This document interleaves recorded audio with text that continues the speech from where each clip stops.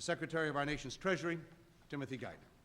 U.S. Treasury Secretary Timothy Geithner admits the way the bank bailout has been managed till now has created public mistrust and anger. Our challenge is much greater today because the American people have lost faith in the leaders of some of our financial institutions, and they are skeptical that their government has used taxpayers' money in ways that will benefit them. This has to change. The anger has been brewing for weeks, and it boiled over in a recent congressional hearing. Committee will come to order. The public is outraged by this. They misled the Congress, did they not? Head should roll of that policy. Nobody knows what they're doing. The American people are not just skeptical about this, they're angry. That's the bottom line.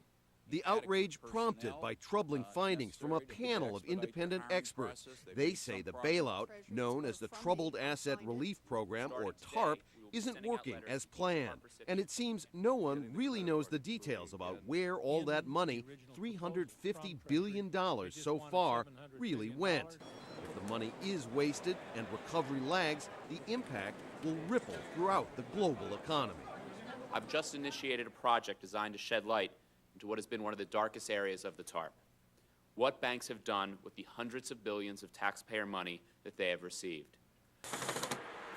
Approved by Congress in a mad rush last October, the bailout was supposed to buy troubled mortgages from banks to prevent those so-called toxic assets from poisoning the entire economy. The administration was in utter panic. It had no idea what to do. But that was a consistent theme of the Bush administration, is it did something stupid, it wound up in panic, did something stupid again. But analysts say in their haste, Congress and the Bush administration failed to include even basic oversight and control measures. After about a week of debating, they put this thing out. It was 400 pages long, and there were no transparency issues, no accountability.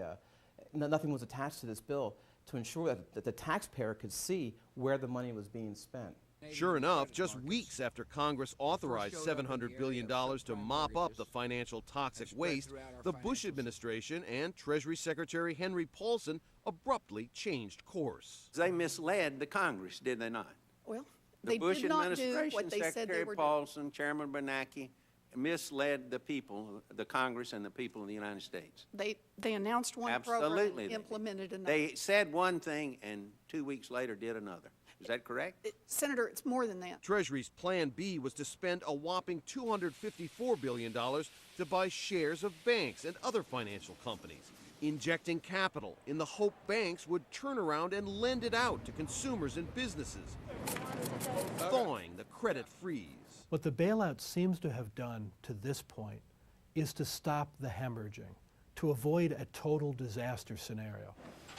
But apparently little effort went into figuring out what the investments the government made were really worth, or in calculating the risk of them going bad.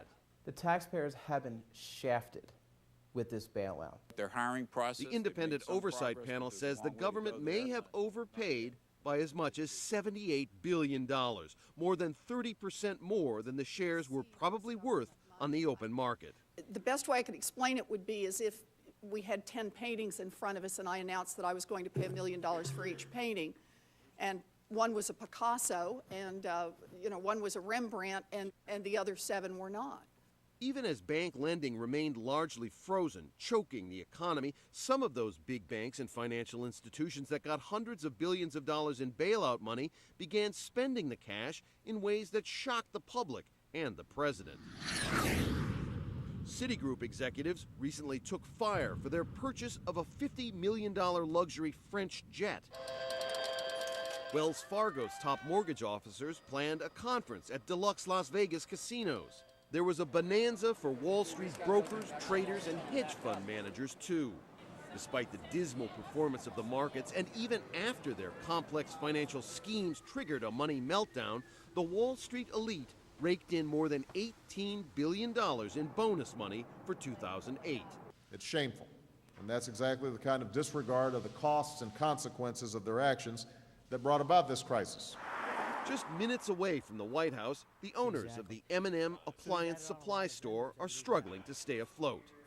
With the banks still not lending, there are few new houses being built, and so little demand for new ovens, washers, or dryers. And like small businesses all over the country, there's no bailout for them. We're not flying jets around. We're not driving expensive cars around. We're just trying to make it through this time. Public pressure forced many of the offending companies to back off their perks, and Obama is now demanding a $500,000 salary cap on company executives that take part in the bailout, a fraction of what many of them presently earn. Treasury Secretary Geithner says the bailout program will be completely overhauled with a greater emphasis on transparency and accountability. But the question is it too late? The mistakes made both by business and government have damaged public confidence and perhaps delayed the economic recovery that Americans and people all over the world are waiting for. Rob Reynolds, Al Jazeera, Washington.